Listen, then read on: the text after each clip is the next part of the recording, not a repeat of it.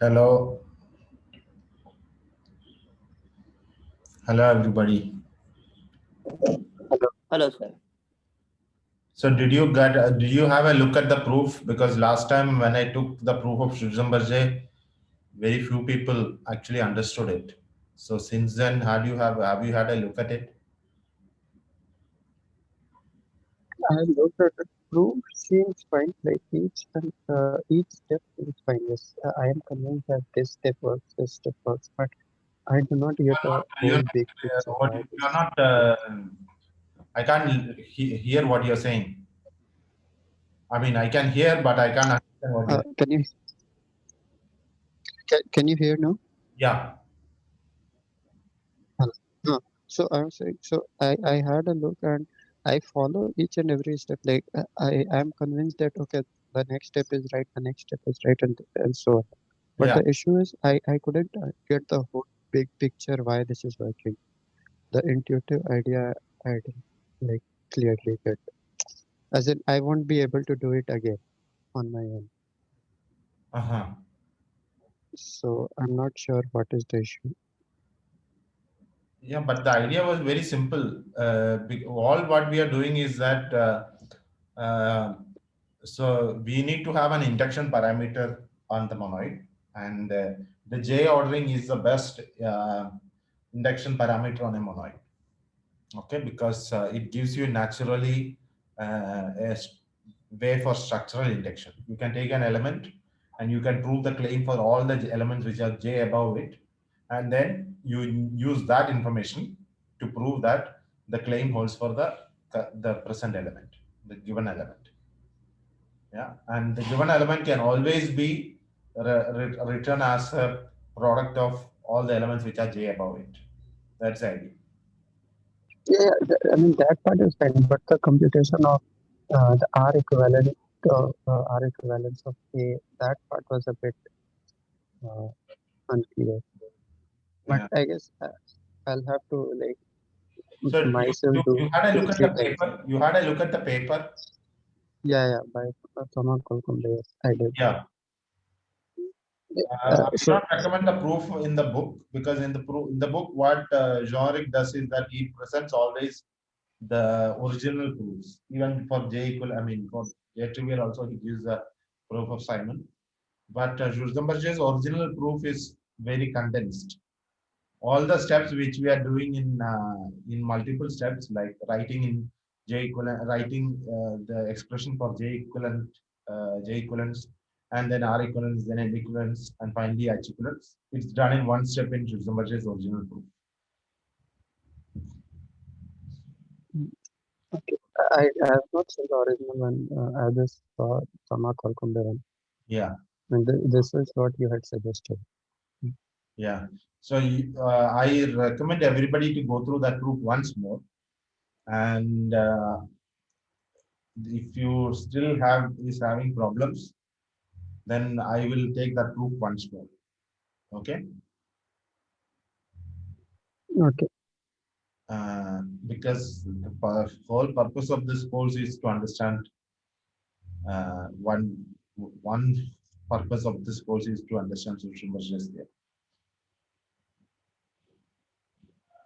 Okay, and it's a seminal result, and it paves way for what is happening later. Okay, uh, let me recall what was Schulzenberger's theorem. Schulzenberger's theorem said that the following are equivalent. One, FO over words. So FO less than.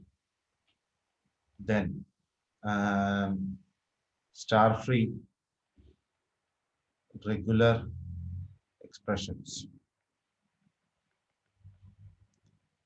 Then languages accepted by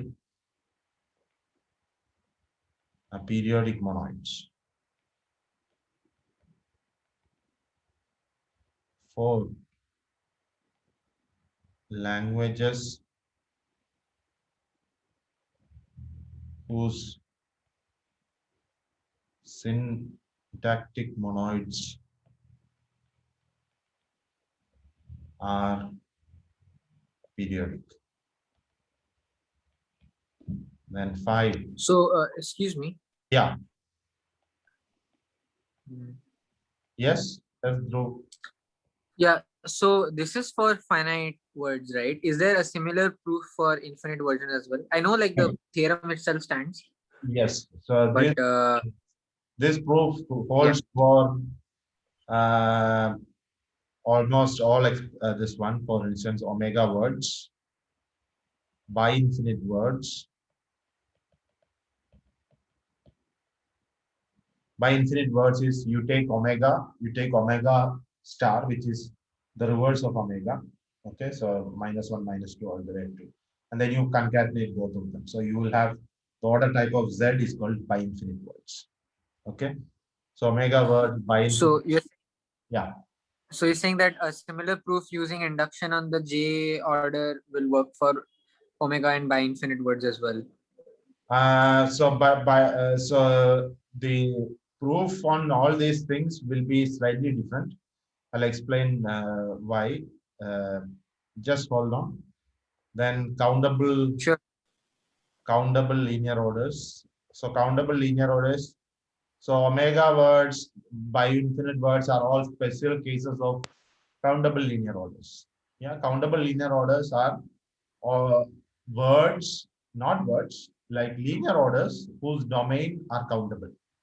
For instance, order type of omega square. Omega square is you take uh, n many copies of natural numbers and then you paste them one after another. So you'll have omega, omega, omega, omega times omega. Okay. If you don't know what order types are, it's you can yeah. I mean, I don't want to go there, but the idea is that it's like infinite words. I'm pretty sure most of you are familiar with So infinite. even dense linear orderings will work Yes. like rational Yeah. numbers. Dense linear orders are one special case of uncountable linear orders. Yeah. Q, for instance, is a countable linear order. And scattered linear orders. Scattered linear orders are precisely those linear orders which avoid dense linear orders as a sub order. For instance, omega, omega square, omega invert, omega star, everything will be scattered. But as soon as you have a copy of Q, it won't be scattered, and so on. And scattered linear orders, then data words, orbit finite or nominal words. Let me just trace as nominal Sir, words. so scattered linear orders are, I mean, what was the definition again? I didn't. So scattered linear orders are linear orders. I'm talking about countable. I mean, everything is countable because we don't have a characterization for uncountable linear orders. Because MSO over uncountable linear orders is undesirable. So you won't have any of these results holding there. Okay. So scattered linear orders are linear orders which does not contain Q as a suborder, or Q is the order type of rationals. Yeah. There is exactly one countable dense linear orderings without endpoints up to Right. that is called Q. Okay, so this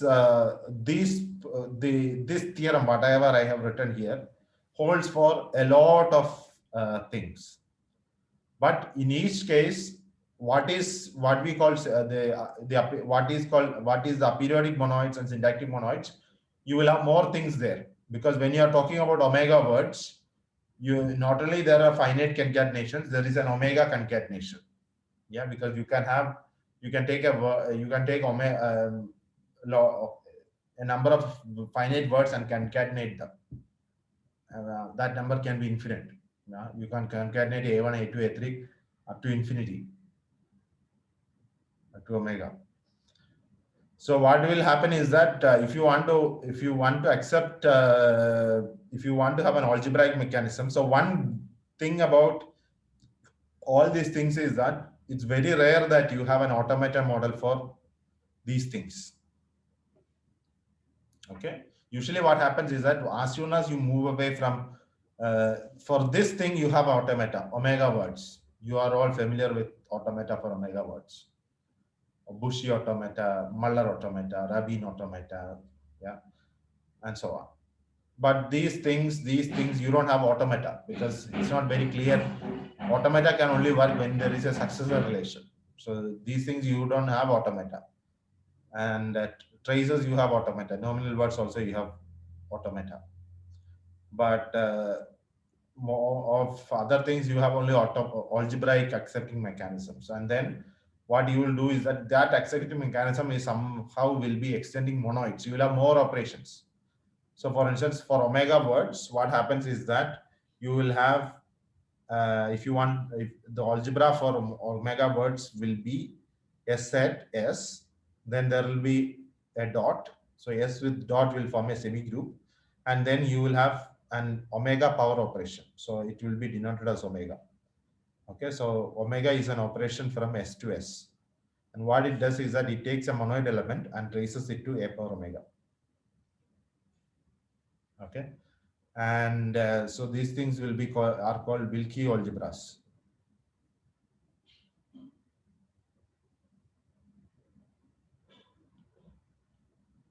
Why? Now what do I do? Oops. No, so I think for omega word, the algebra, like the monoids themselves have a sorted set, right? And there are the omega part of the elements and the non-omega part of the elements, something like that. Because we shouldn't be able to operate like multiply two omega words together and stuff. Like there's some restriction like that, right? Yeah, so the thing is that you have something called omega semigroups, and then you have this. Okay. Okay. So because um, uh, I mean the situation is more complex. So what happens is that if you want, that's why it's called it's called an algebra, not a semigroup. Let me not go there. But my point is that this can never be a free structure. Okay, if you the point is that if you take your omega words and if you look what is a free algebra for omega words, then you will get something. That thing will be called an omega semigroup. Okay, that will be a two-sorted structure because it will have finite words as well as omega words, and then you will be able to you won't be able to concatenate omega words, but you will be able to concatenate a finite word and an omega word and so on. And but omega semigroups are infinite. You won't be able to represent it finitely. And then what you do is that you will condense it into a finite algebra to a finite set, and that is called a Wilkie algebra. Okay, and this is a similar case with scattered words. So you will have something called diamond algebras, and for countable linear orders, you will have something called circle algebras. Anyway, you don't have to go there. So my point was that this theorem is far-reaching because this is the similar statement for a lot of things. And as soon as you have a new domain in which people develop some models, then the first question they will ask, okay, can we characterize a Schulze-like theorem? And it's a what is it called? It's a what stone is it? Where you rub gold and test its this thing. What is it called? Anybody?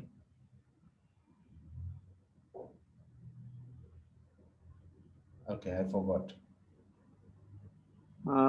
What stone? So you have it's an idiom in English. A touchstone? Yeah, I think it's a touchstone. Yeah, it's a touchstone of any area that. So touchstone is you bring me some metal, I rub it on the touchstone, and then I see if it is good or not. Yeah. So similarly, it's the fact that you can characterize a Sursambarje-like theorem is a touchstone of the depth of the theory which you develop. Okay. So, for instance, traces is a very successful theory within computer science. Traces is the theory of finite concurrent systems, and it's a very successful theory, and they have a Schutzenberger-like theorem. But you don't have this theorem in non-regular areas like you don't have such theorems for context-free languages and anything which extends regular languages, or the famous open problem. Probably one of the most famous open problem is that you don't have such a result for trees. Yeah, for what is tree automata? For tree automata, you don't have a Schutzenberger-like theorem, and it's a famous open problem. And in the 80s, somebody thought that for instance, there were false proofs. Wolfgang Thomas gave a proof, but then later it was found out that it was wrong. So for trees, yeah. Okay, so let me also explain what is counter-free automata. So what is a counter? If you have an automata like Q A delta Q0 F, okay, a counter is a word W says that there exist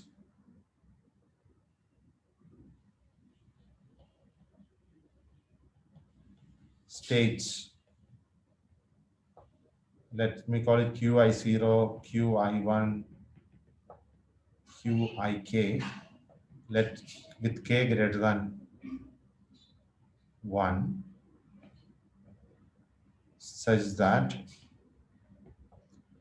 Qi0 dot W equal to Qi1, Qi1 dot W equal to Qi2, and so on up to Qik dot W equal to Qi1. So what does this mean? You have an automata, okay, and you have some states within the automata, some k states, and k is greater than 1. It can be just one state. So it has to be at least 2. What you do is that if you look at what happens, so this is Qi0, Qi1, Qi2 up to Qik.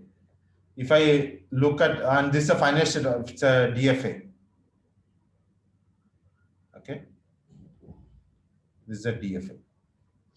If I look at where does W takes me from Qi0, it takes me to Qi1. And Qi1, W takes me to Qi2. From Qi2, W takes me to Qi3, and so on. And Qik, W takes me to Qi0 back. That is called a counter.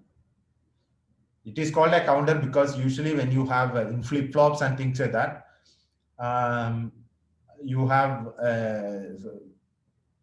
what, if you mean, a counter is a very basic logical device which you make using arithmetic and logic gates. Yeah. So if there is a branch called digital logic in which you start with AND gates, OR gates, and NAND gates, NOR gates, and so on. And then you show that NAND gates and NOR gates, with the NAND gates and NOR gates, you can make every other gate. And then the next step is to show that, okay, with these gates, I can make a counter. And what is a counter? Every time an input signal comes, so it will be a sequence of some gates, and then it will be holding a state like 0, 0, 1. And then next time the clock comes, it goes from 0, 0, 1 to 0, 1, 0. Next time the clock signal comes, it goes from 0, 1, 0 to 0, 1, 1, and so on.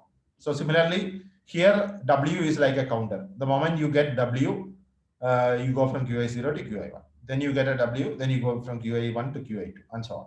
So it keeps on circling. That's why it's called a counter. And so counter-free automata is automata which doesn't have a counter. Okay. Now you might know why from whatever we have studied, you might already see why counter-free automata and 4 and 5 are equivalent. Probably. Why?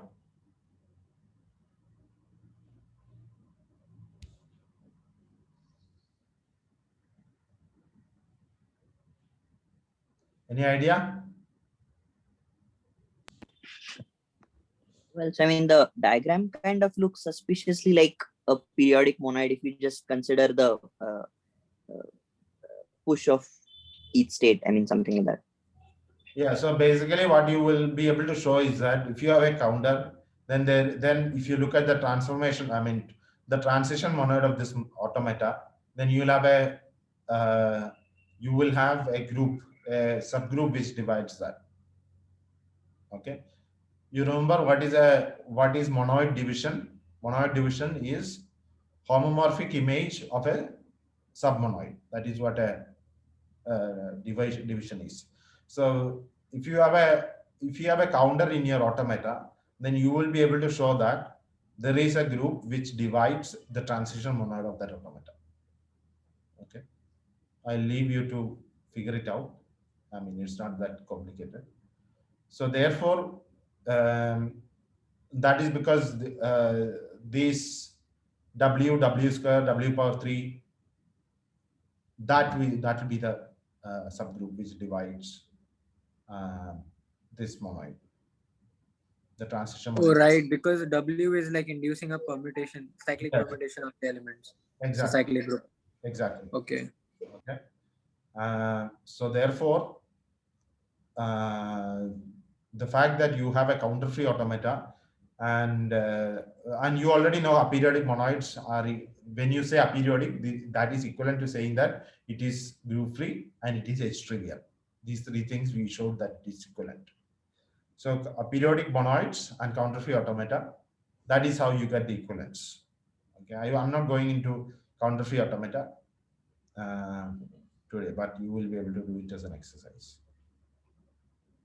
Okay, so so we all I hope you did the exercise which I gave with FO, that showing that a star-free regular expression and FO are equivalent. Yeah. So you given any star-free regular expression, you will be able to write a formula. Okay, so we have these 5 characterization: FO, S, star-free, then language expressed by aperiodic monoids, languages whose syntactic monoids are aperiodic, counter-free automata. There are other important characterization which is like LTL, linear time temporal logic.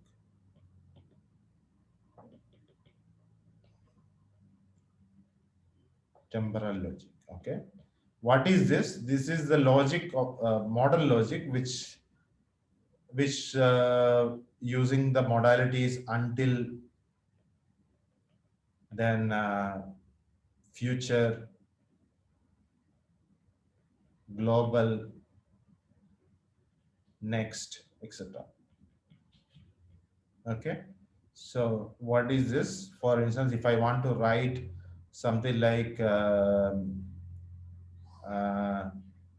b whole star, does anybody know what is temporal linear time temporal logic? Yeah, I think people do know. Who somebody said don't know. No, I'm saying I think everybody knows LTL. Okay. Everybody knows. Okay, can you give me the formula for AB whole star? AB whole star will be, So if at the current if you see the next position will be B, and for every B, so the for next instance, you position can say that globally Can be like A implies next B and B implies next A. Globally B. And the word should start from an A. And yeah. Next A. And yeah. And negation previous bottom implies A. Yeah, so this is like, I think this says that there is no previous position. And also the last one is B. Yeah, and That- negation next bottom implies B. The last one is B follows from the first part, right? That G globally A implies next B. So if you have an A, you have to end with a B.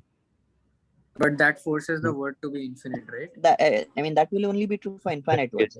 Yeah. So here you have to say that the next position, you have to say that there is a next position.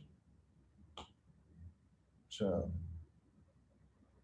yeah, because you cannot afford to for the word to be infinite. You will have to say something like globally negation next bottom and A implies B. Yeah, if there is a next position and the current position is labeled by A, then it is labeled by B. Similarly, if negation next bottom and B implies A. So negation bottom, what is this idea? So if I'm in a position and the next position, if it exists, then negation bottom will always be false. But if there is no next position, then negation bottom will be. No, you have to remove not X bottom from the first part because it will accept A also, right? Just A. Because there is no next position, so you don't need to put a B after this. But it should not be in the language. Yeah, but that is taken care of by this.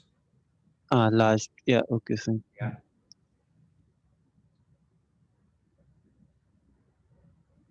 What is the? Can you have a previous operation in LTL? Yeah. So you can have so usually there are many theorems which regarding to LTL. So the first theorem is that previous since hitherto and It's 11 o'clock. yeah, and hitherto. So you have previous and next are of dual, until and since are dual, and globally and hitherto. Yeah, globally is from here onwards. Hitherto is still here. Then what is future? And so here it is in the past. So usually P is not represented by P, it is by Y, yesterday. Okay. So I should use yesterday. Okay. So you and this is called the future fragment. Future fragment, and this is called the past fragment of LTL. And there is a theorem called separation theorem by Gabay.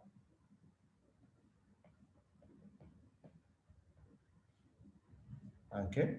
Separation theorem says that given any LTL formula, you can actually dissect it into three fragments. One which is a pure future formula, one which is a pure past formula, and then this one. I mean, that proof can be done automata theoretically also. And one of the consequences of this theorem is that for words, LTL with future is as powerful as LTL with both future and past. And that is why you don't usually study LTL with past. But when you go to complex this one, like by infinite words and so on, you cannot afford to lose the past fragment. You need to have the past operators also. Okay.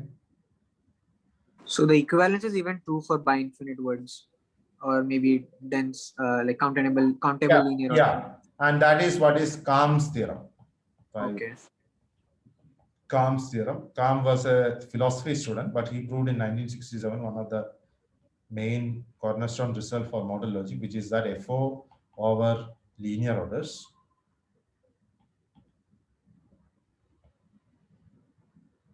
is equal to LTL, linear non-temporal logic. Okay, and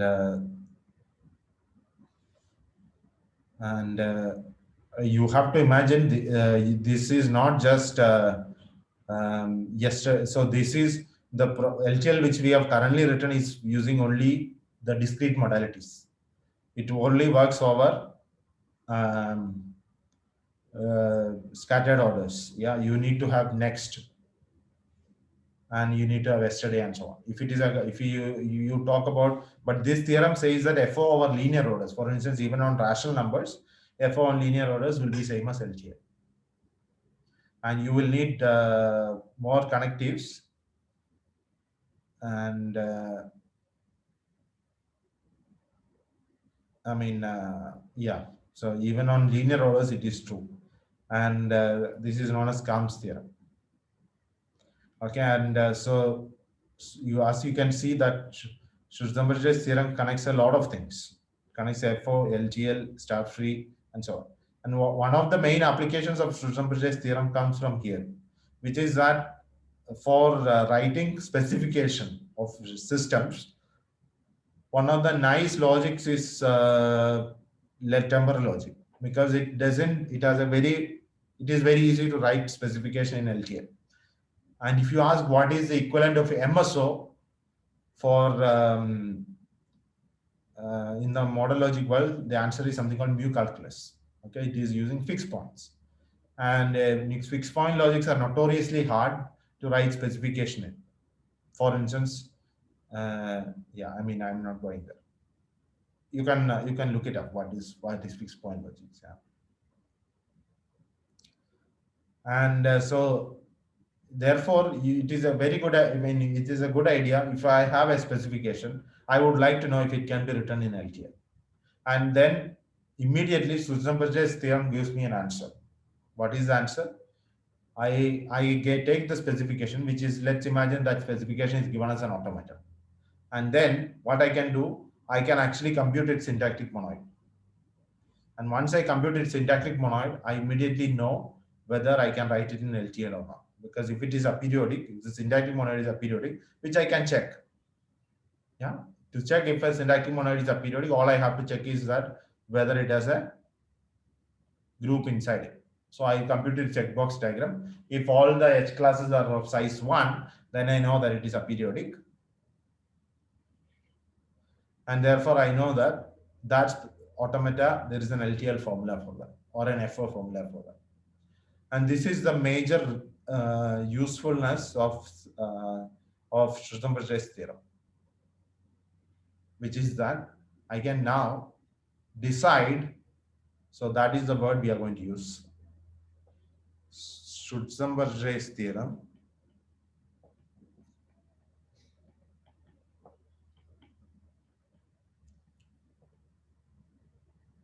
gives a way to decide membership problem. Membership in FO, LTL, etc. So decide means that membership problem is given a automata, does its language is expressible in FO or in the class LTL or something like that. Yeah. So Schusterberger's theorem gives a way to decide, and you have to imagine that in this 4 or 5 characterization which you have written, there is only one which is which can be used to decide, which is namely that the syntactic monoid. Because if I give you an arbitrary automata and ask you, is it expressible in FO? You have no way to know that whether it is expressible in FO. Similarly, the case with star free. Similarly, the case with counter free automata. Okay. And so therefore, the only thing which helps you to decide membership is the algebraic characterization. All right. Okay. And yeah. So Schusterberger's theorem gives a way to decide membership, and this was under this is what changed the landscape of algebraic automata theory, because now what happens is that you have the regular languages. This is regular. Now suddenly you have a class called a periodic, or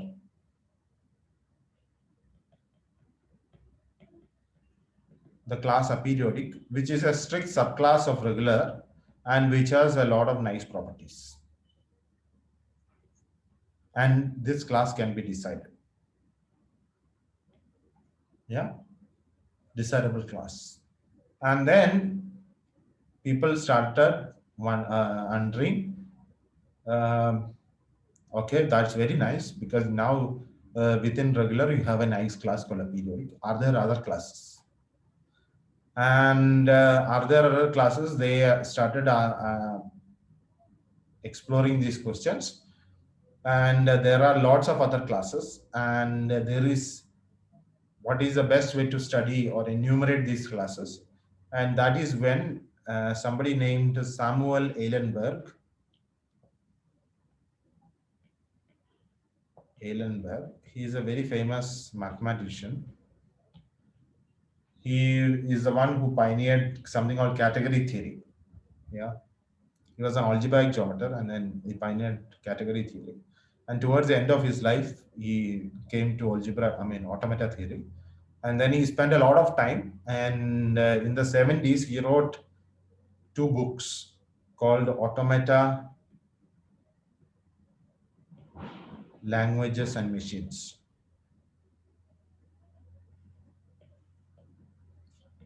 Volume A and Volume B. Okay. And in that paper, in that book, he gave a lot of things, and he pioneered something called a nice way to study these classes. So as you see that our characterization rests on 2 things. One, you have a language characterization, languages, and you have monoids. Yeah. So you have a correspondence between a class of monoids,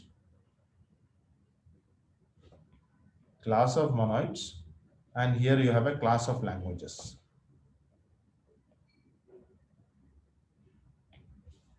Okay. So what Schrödinger's theorem relates is between 2 things. One, it is a class of languages. We can call it aperiodic, or star free, or FO. I mean, it doesn't matter. It's a way to describe a certain class of languages. And then it relates a certain class of monoids. And then he said, look, there is a correspondence between these things. Correspondence. Okay. Correspondence. And today we call that correspondence an Eilenberg type correspondence, an Eilenberg correspondence. Eilenberg correspondence. Okay. So what is a class of monoids? What he mean by a class of monoids? So for instance,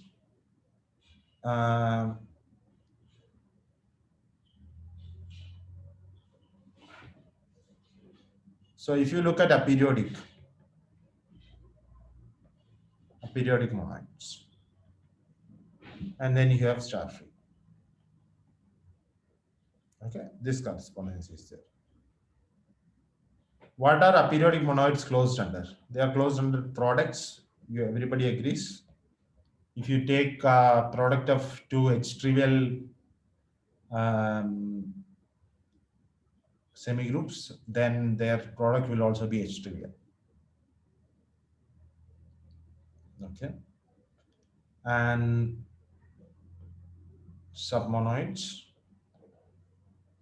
and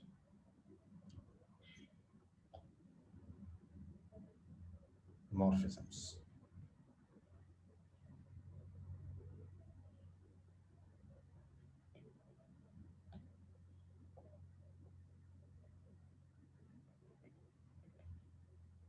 Because we are talking about finite monoids, we have to talk about finite products. Yeah. So these are the operations under which aperiodic monoids are closed. you can I mean, you can verify this. I mean, it's not very hard to verify, but for if you want to show that for a periodic monoids, it might be more complicated. But for instance, we can take something like commutative monoids.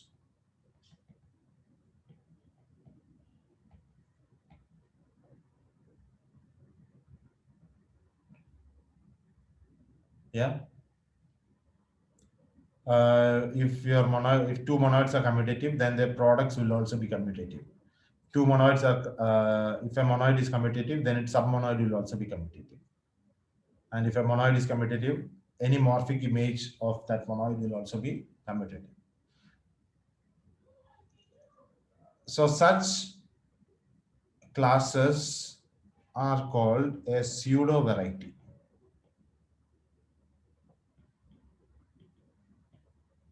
Okay, why is it called a pseudo variety? What I mean, that's a very strange name for something which is close to the finite product sum of it. And the reason comes from a all result of Birkhoff. Okay, Birkhoff's variety theorem. Okay, so what is Birkhoff's variety theorem? It's a result in universal algebra. So universal algebra studies what are the general theorems, the common theorems for any algebraic structure. Okay, so for instance, you can have semi groups, you can have semi rings, you can have rings and fields, and all kinds of algebraic structures are there. So these algebraic structures will be like, you'll have some set S, and then some operations.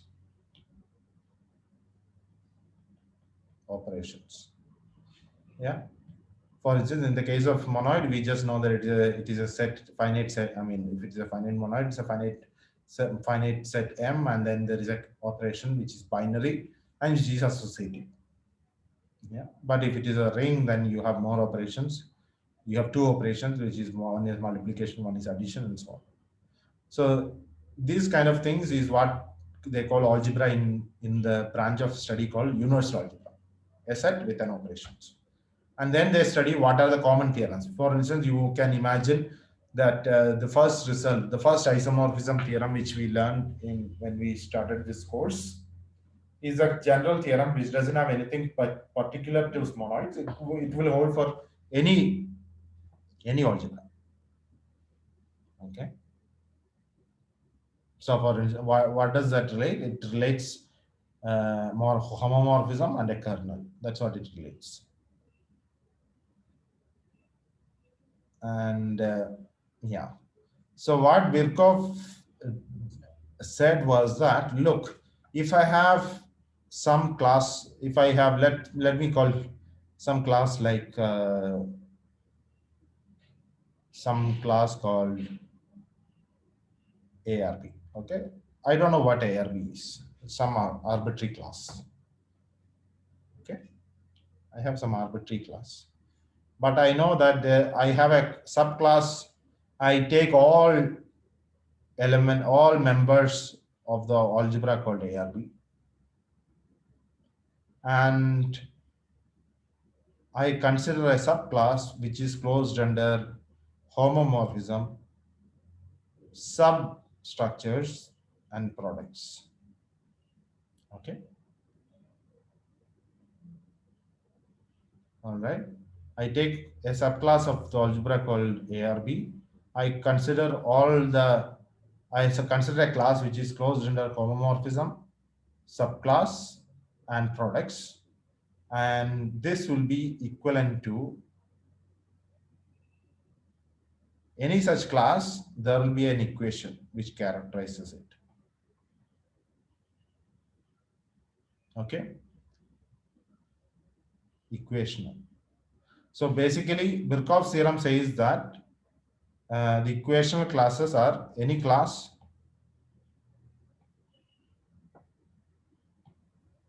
closed under HSP, homomorphism, sub algebras, and products,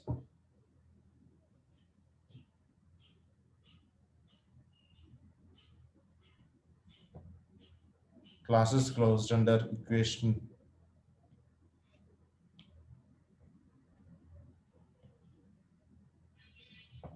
HSP are precisely the equational classes, equational ones. What does that mean? That means that if I have, for instance, xy equal to yx, if I have an equation xy equal to yx, it will correspond to commutative classes. Okay, I mean, you can imagine it's something like x of equal to y of x. Okay, if ARB has an operation called f of, let's imagine ARB has a binary operation, and that is like f, and then if it is like f of xy equal to f of yx, it will be commutative for operation f. Are you following what I'm saying? Yeah. Okay, so what Birkhoff proved is that you give me any class which is closed under homomorphism, substructures and products, I'll be able to give you an equational characterization. I'll be able to say, look, this class is precisely the one which is characterized by this equation.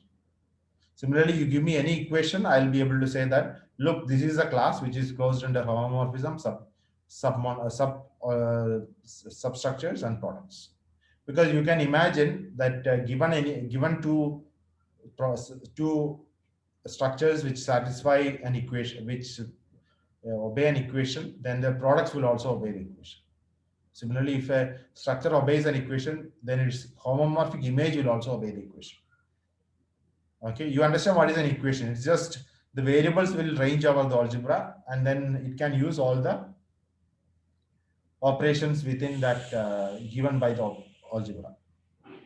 Okay, for instance, in the case of monoids, it will be just variables which will range over the monoid, and then you can use a concatenation operation. That's what we call an equation.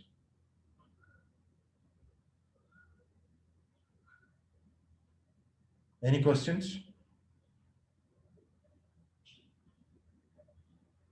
Okay. I recommend you to read Wikipedia page. It is known as HSP theorem. Okay. Or Birkhoff's variety theorem. Look it up.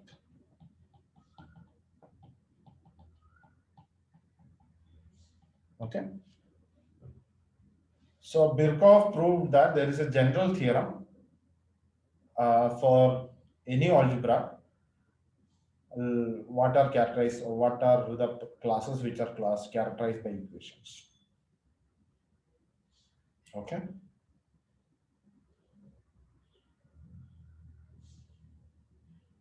Now, but here it is homomorphic image, substructures, everything preserves finiteness, but products are arbitrary products. So therefore, if we take some finite structures and take their products, it might be infinite. So Birkhoff's variety theorem does not immediately apply to our scenario because we are talking about finite monoids. Okay. So if we apply Birkhoff's variety theorem to for monoids, what it will give us is that you give me any class of monoids, possibly infinite, possibly class of infinite monoids, which is closed under homomorphism, submonoids, and products, that will be precisely characterized by equations. Okay, but here we are talking about our monoids are finite. So therefore, Birkhoff's theorem, variety theorem, does not apply. That is why Eilenberg coined the term pseudo variety, because we are talking about finite products, submonoids, and morphisms, and that's such a class is called pseudo variety. So a pseudo variety of monoids, a pseudo variety of finite monoids is a class of finite monoids which is closed under finite products, submonoids, and homomorphic images or quotients. You can just call it quotients. Okay. I don't know why I didn't call it quotient, because I H followed the Birkhoff's notation. Okay, so on the one side you have classes which are pseudo varieties of monoids, and on the other side you have classes of languages. Okay. Now, what are these closed under? You pick me an arbitrary class of languages. It may not correspond to any monoid. So, what all things classes of languages should be closed under? Any idea?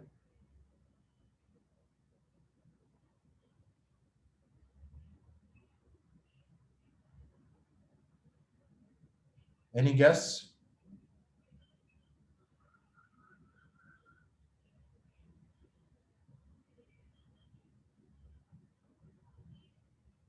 I think nobody is following me. Are you?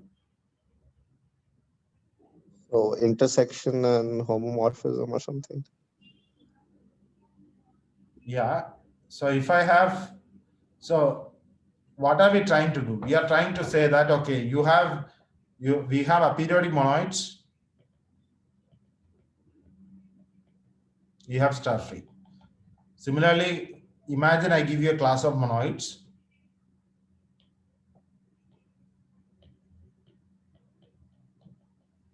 Closed under products, finite products,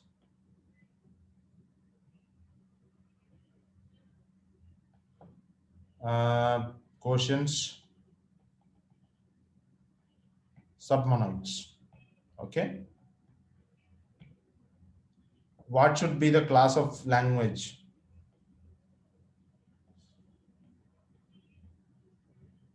Closed under. So if I take a monoid here in this class, okay, and if I can if I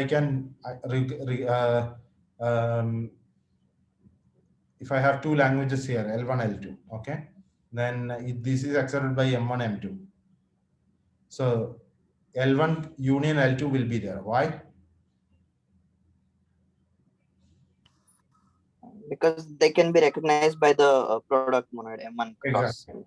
Similarly, L1 union L2 will be there, because L1 intersection L2 will be there. L1 complement will be there. Why? Same monoid. Same one. Yeah. Same monoid. So you already know that Boolean operations. If I look at class of monoids closed under finite products, quotients, and submonoids, then the class of languages which will correspond to them, which are recognized by them, will be closed under Boolean operations. That I know. What other things will be closed under? It will be closed under morphisms, inverse morphisms, etc. Yeah. For instance, if I have, imagine I have two alphabet A and I have alphabet B, and I have a morphism from H of A to B. Okay. All right. Now imagine I have a language L, which is subset of B star. So B star, from B star, I have a morphism to N, and I have a morphism from A star to B star. So now, if I look at H inverse of B star, will be in my class.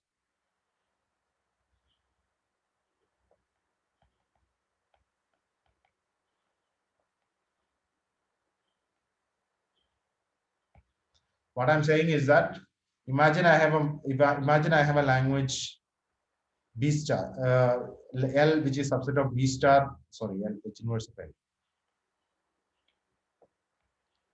Imagine I have a language L, which is over the alphabet B in my class of language. Okay. And if I have a morphism from A to B, A is another alphabet, then H inverse of L will also be in my language, because this language L is corresponds to some monoid M, and the same H inverse of L will also correspond to the same monoid. Okay. So this will imply that inverse morphisms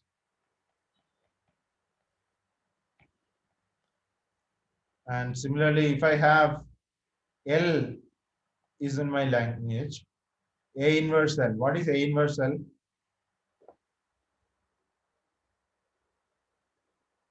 Left quotient by A. Yeah. But have we done? I think we have done this. W inverse of L. We have done this exercise, no? When we were talking about what are the language, how do we, if L is recognized by some monoid M, how will you recognize W inverse of L? You just consider the image of W and select the subset W inverse, like image of W inverse of Exactly. Exactly. Okay. So L W inverse will also be recognized by the same monoid. So quotients. Okay. So you know that if I want to consider what is a nice class, these are some standard operations which it has to be closed under. And that's what you call a variety of language. Variety of language. Variety of languages, okay? What is a variety of languages? Actually, formally, because a variety of languages is for each alphabet, I have a class of languages. So let me call this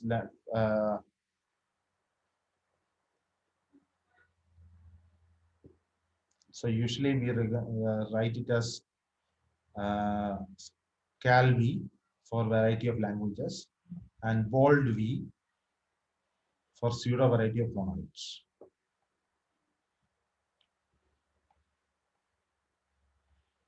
Okay, that's what we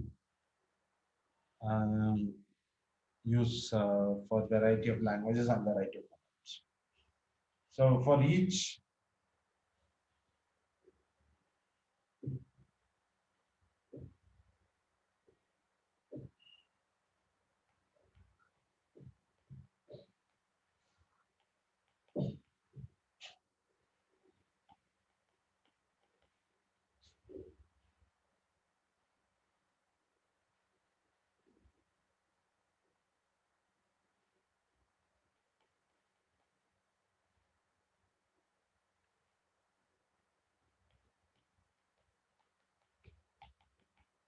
so what are we saying? What is a variety of language? For each alphabet, I have a subset of languages. That I will denote by mu of A, I mean V of A1 star. Okay, which is a subset of the power set lattice over A1 star. So mu of A1 star is a set of languages over A1.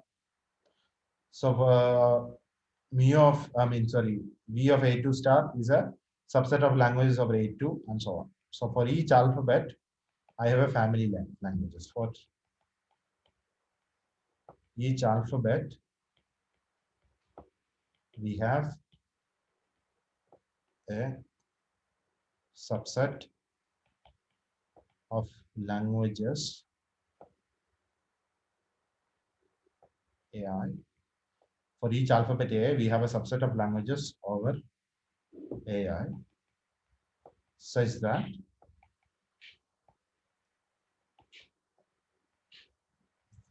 V of AI star is closed under Boolean operations. In other words, it's a Boolean algebra. Mu of AI star is closed under quotients. What's the time now? Okay. If L is in mu of B star and H is a morphism from AI to B, then H inverse of L is in mu of AI star.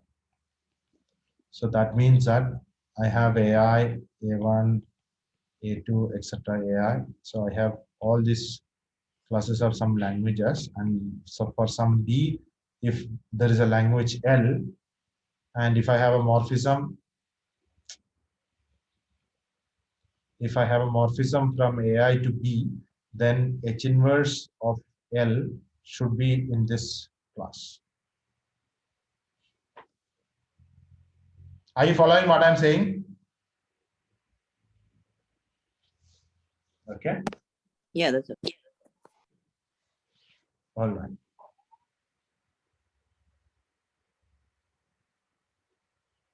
So such a family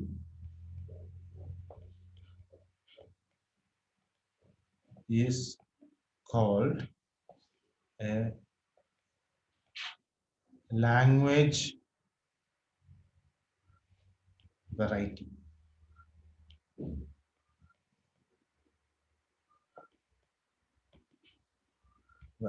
Okay. And now Ellenberg established a correspondence between pseudo variety of monoids and variety of languages. Okay. And that is known as Eilenberg's variety theorem.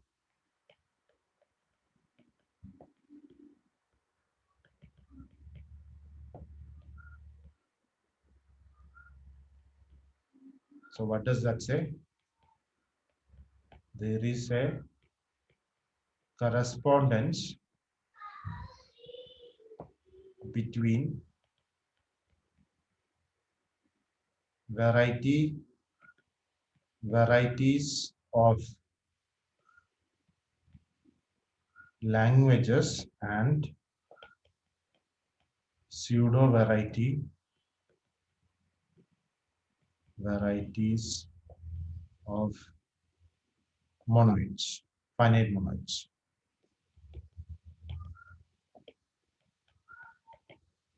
Okay. I don't think we will have time to go through the proof of Eilenberg's variety theorem, but you can. This is there in your book. You can try to read this proof. It's not a complicated proof. It's not a complicated proof.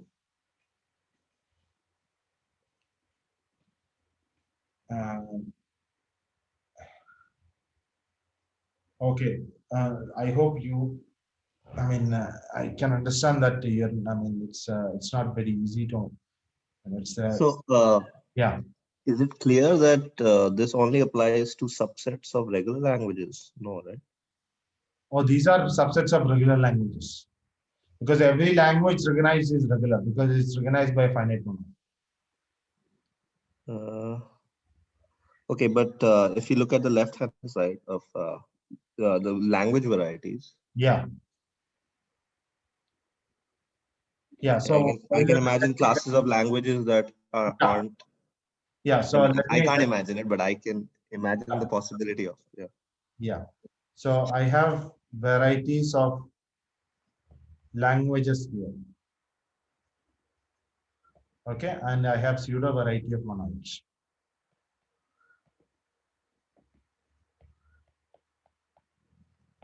Pseudo varieties of monoids.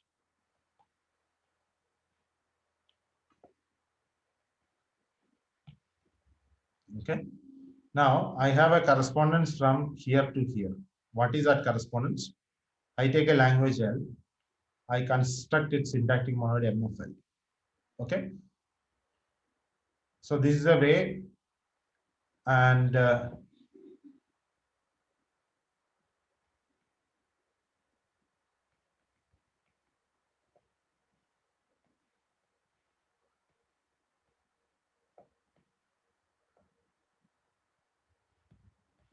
So a priori, we do not know that it's going to be a finite monoid, right?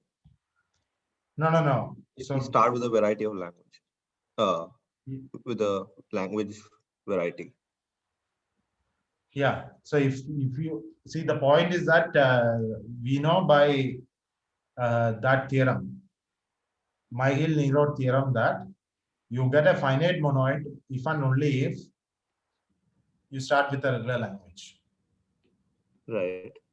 So therefore, we are only talking about varieties of finite monoids. Okay.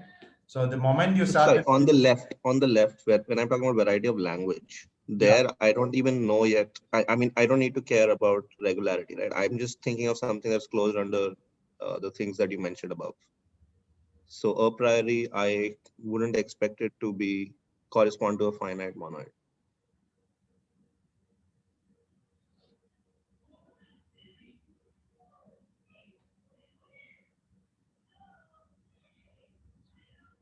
yeah, you don't expect it to be closed under finite monoid. Yeah, that is true.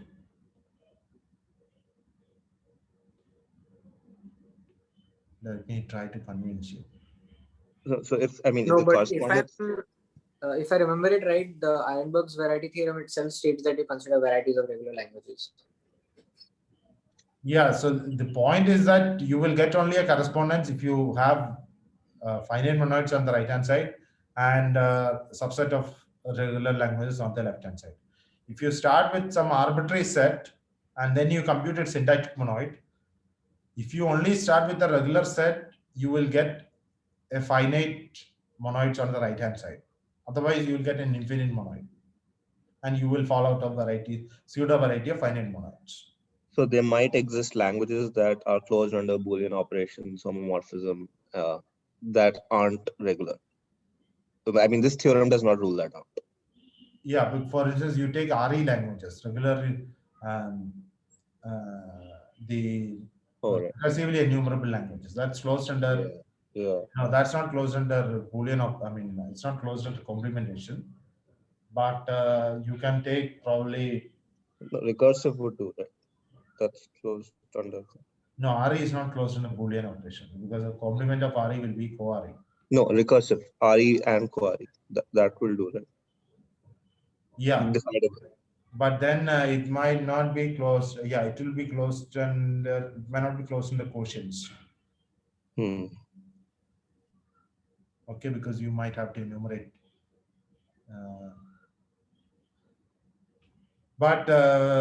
Yeah. So, I mean, let me explain what is this correspondence. I start with a class of languages which is closed under Boolean operations, quotients, and inverse homomorphic images. And from then I compute its syntactic monoids. Okay, and then I get a set of monoids on the right hand side. I close it under products, submonoids, and quotients, and I'll get a variety. Okay, so that will be the direction from left to right. I start with left to right will be taking syntactic monoids, the variety generated by syntactic monoids. That's the left to right. What is the right to left? Right to left is I have a variety of monoids, and I look at all languages recognized by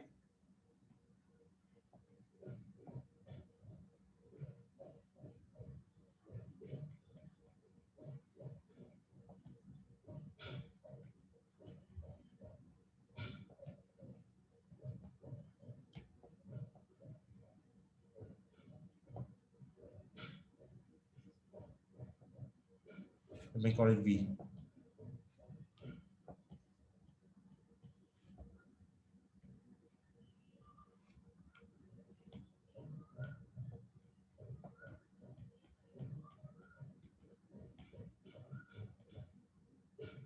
Okay. So if I look at all languages recognized by a monoid in bold V, then I'll get a variety of languages. And Schutzenberger's theorem, and this function we'll call right arrow, and this function left arrow. Okay. Sorry, and Eilenberg's theorem states that these are inverse bijections. That's what variety theorem states.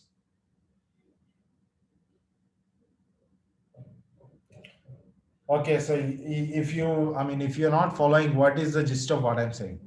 Gist of what I'm saying is that Schutzenberger's theorem says that there is a class which is well behaved and it corresponds to a periodic monoids. And Eilenberg's theorem says that it's not by an accident. In fact, if you look at any nicely behaved class of languages, it corresponds to a nicely behaved class of monoids. And actually, there is a way to go from back and forth between these two, which is one direction. It is like you give me a class of well-behaved languages, and I take its syntactic monoids and look at the variety generated. Variety generated is close it under products, submonoids, and quotients. I'll get a nicely behaved class of monoids. Similarly, if I have a nicely behaved class of monoids, I look at all languages recognized by them. For each alphabet 8, I'll get a family of languages. That will be a variety of languages. And variety theorem states that these are inverse bijections. Okay.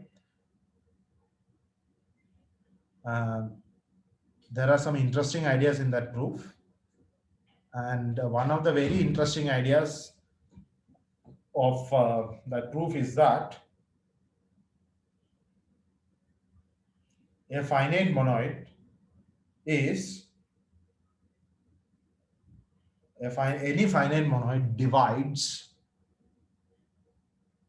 a product of syntactic monoids of languages recognized by it. What am I saying? I have a monoid M, okay? What I'm saying is that look at all languages recognized by M. I have L1, L2, L3, L4, up to L, let's imagine L10, okay? I have 10 languages recognized by this M. Okay. Then what is a core idea of this proof is that this M divides meaning that M is a homomorphic image of or a quotient of a submonoid of the following monoid: M of L1 times M of L2 times up to M of L2. Okay.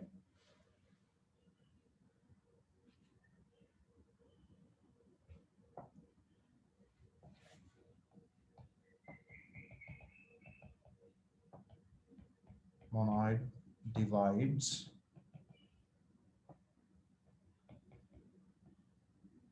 product of syntactic monoids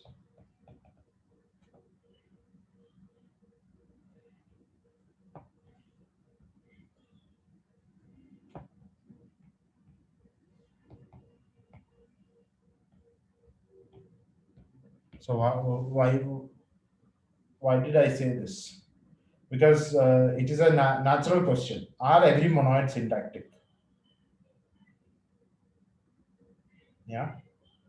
What is the meaning of that question? I know that if I give you a language, you know how to compute its syntactic monoid. Now, can any monoid be a syntactic monoid? And the answer is no. There are monoids which are not syntactic monoids at all. Okay. And but it is so therefore any monoid may not be syntactic, but any monoid divides a product of syntactic monoids of languages recognized by it. Okay. So in other words, not all monoids are syntactic, but all monoids divides product of syntactic monoids.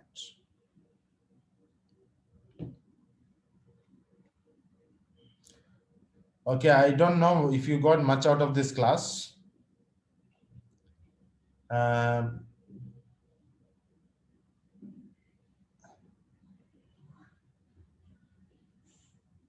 Maybe I just went a lot of places. I thought this was the most fun class so far. Was it? Okay, thank you.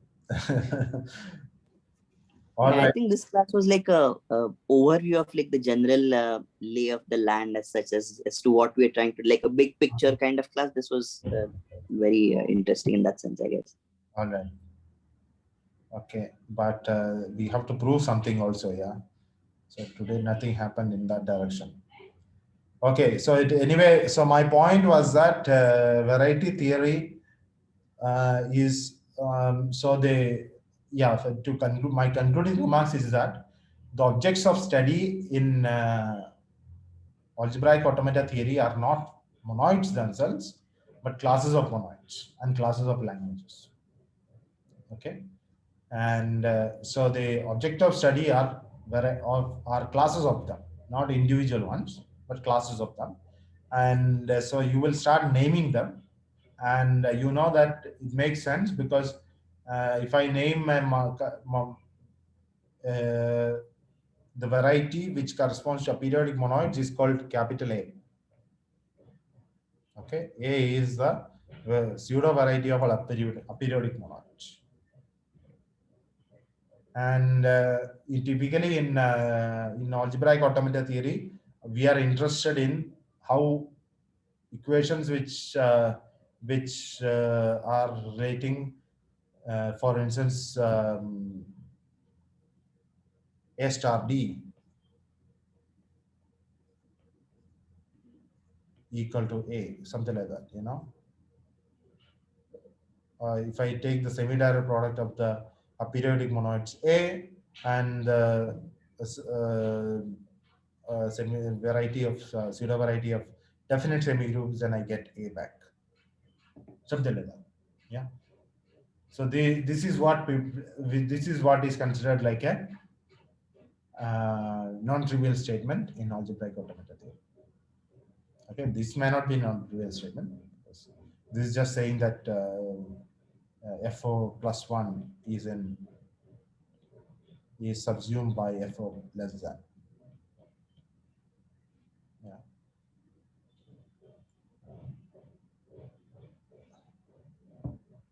Okay, so next class, what we have to do is that I mean, in your book, it is a very the situation is further complicated by the fact that we need to have some topology inserted into this whole theory for everything to make sense. And so Jean-Ric, what he does is that he goes on into that tangent of some topology and defining something what is called one particular monoid called the profinite monoid, which subsumes all finite monoids. Maybe some other day I'll tell you more about that. And so that is, we don't have time to do all that, and it is also not worth it because at the end of the day everything will happen, yeah, at the level of monoids. No matter whatever you say about topology and all these things, at the end of the day, when it comes to proving things, what helps you is Green's relations. Okay. Okay, so in the next class we will look at some other classes, but yeah, you always keep that in mind that there is something called varieties. In the next class we'll look at R trivial and L trivial classes, and then we'll go into Sandler's theorem. Okay.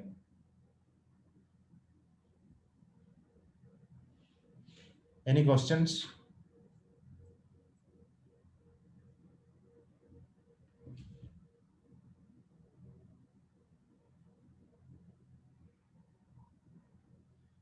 Okay, then we'll meet next week. And by the way, you read that Thomas paper once more. Okay, everybody, please read that proof, Schusenberg's theorem, and let's discuss if you don't understand. If you don't understand, then because I mean, one thing which has to come out of this course is that you will actually understand at least one proof of Schusenberg's theorem.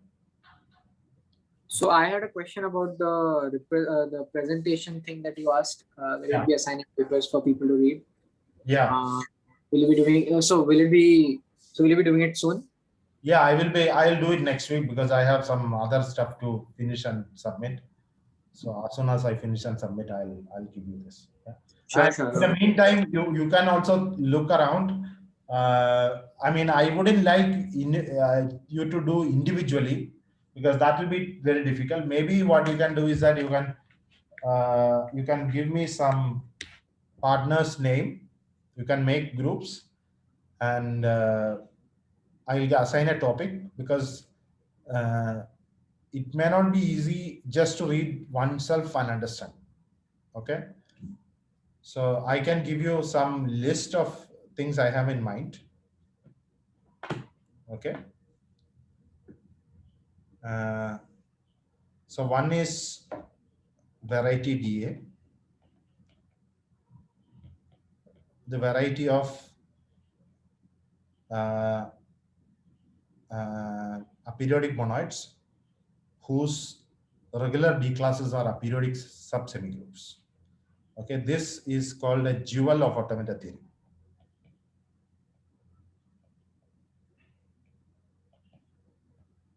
Okay, it's called a jewel of automata theory because it has more characterization than regular languages themselves. It corresponds to two variable logic with order. It corresponds to turtle expressions.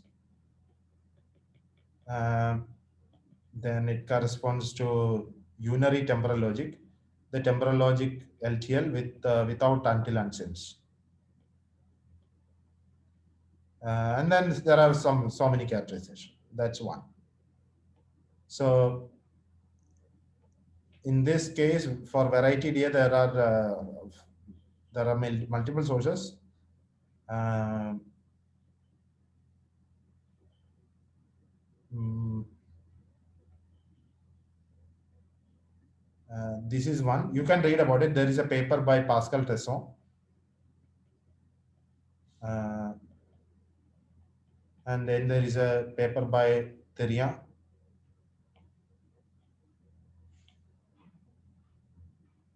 Therian, Wilke, and Perrin, I think. I don't remember. But read about this is one. Then another is uh, what is that? Factorization forest theorem.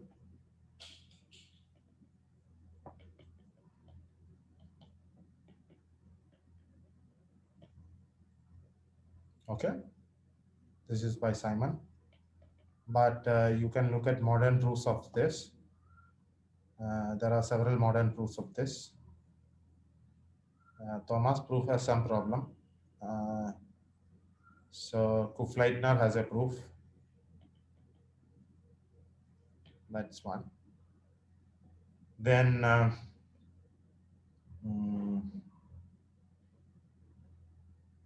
so we are how many people are there in class? 12, no?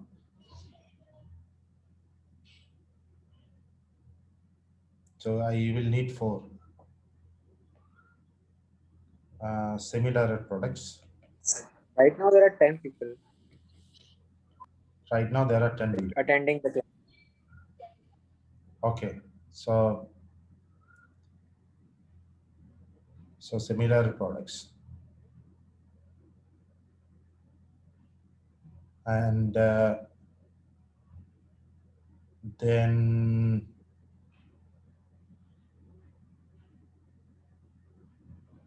then what else? Similar products, and let me say that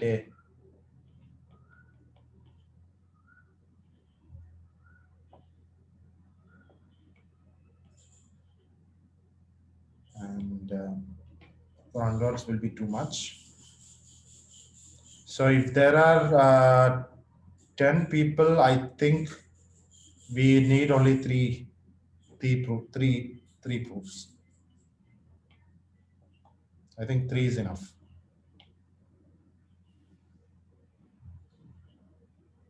Okay, so you and let me see if there is one more. I think there are more people. Pranay is taking the course, but he's not yet. Okay. So at least 11 should be there.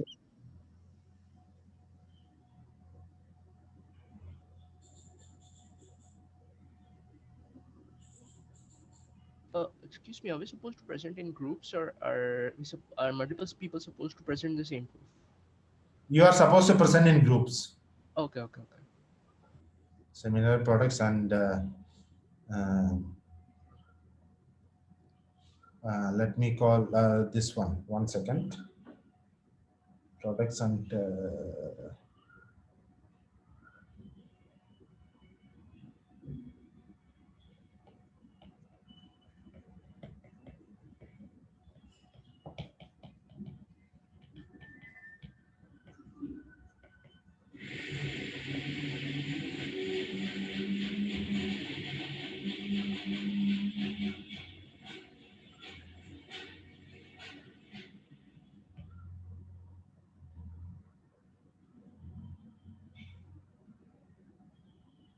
so one is similar products and what is called Reed product principle.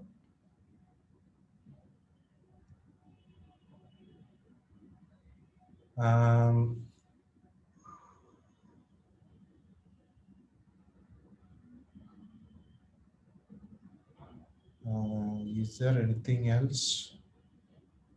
What about the profinite thing you mentioned? Is that not Okay, presentable? if somebody wants to take profinite, then it is fine. Profinite monoid.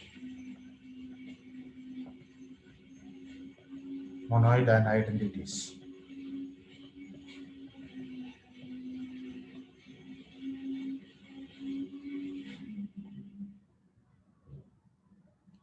Profinite monoid and identities.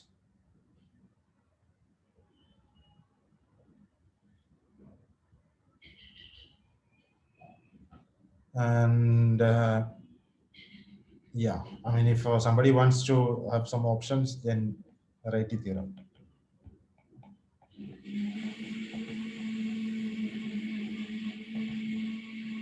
Okay, so what I would like you to do is that we have 5 topics, but we can probably, I mean, just have a look at it, and if whatever you find interesting, you exchange in your Telegram group and form some groups. So it's like study group, and we can do something like, yeah. Ideally, I would like approximately 3 It's people. 12 o'clock. People in a group, and at least somebody needs to have some way of maybe you can make slides, maybe you can, if you have an iPad or something like that, you can use that. But yeah, I would like you to prepare a lecture. I mean, you can drop some details, but basically the idea.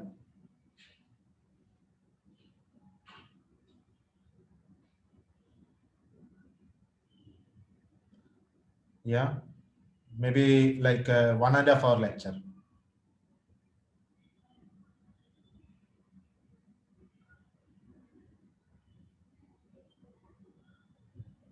Okay, so you look at it, see what you find interesting, make groups and let me know. So for the last 2, you can look at our book, Jean-Ric.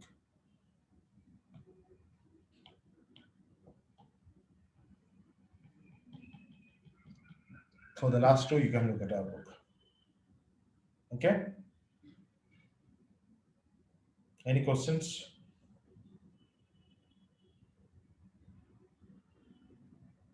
Any question? So for the semi-derived products and Reed product principle, the paper you suggest is test on logic meets algebra, and we can't present any other paper if you want.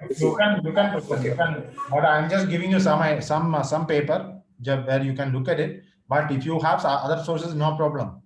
It's up to you. Okay. Okay.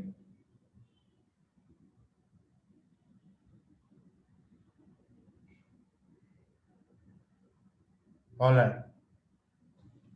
So when are we supposed to present these? Next week? Maybe we can do it in So now currently it is March. You are saying that we can start in April. Okay, yeah, that would be nice. Yeah. Yeah. And are we supposed to make our own groups, or are you gonna give us make? I think you can make your own groups. I think that Okay, will be fine. better. Yeah, yeah, sure. Yeah, but don't like, you have to also work with people you don't like. So make groups in such a way that, you know, look Yeah, at what you're interested in. Only look at what you're interested in, not the people. Yeah. So first of all, have a look at these papers. So when did you say we have to? Yeah, by next week. Can you let me know by next week?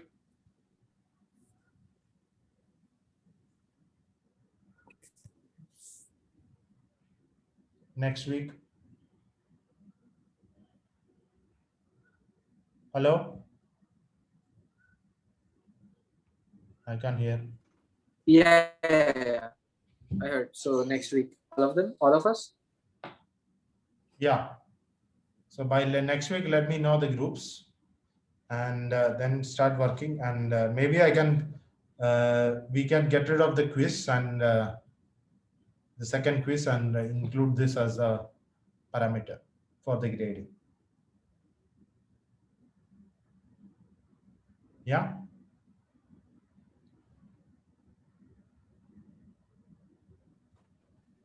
Okay.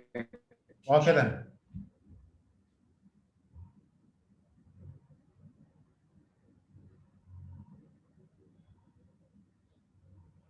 All right. See you next week. Thank you, sir. Thank you. Thank you, Bye. sir.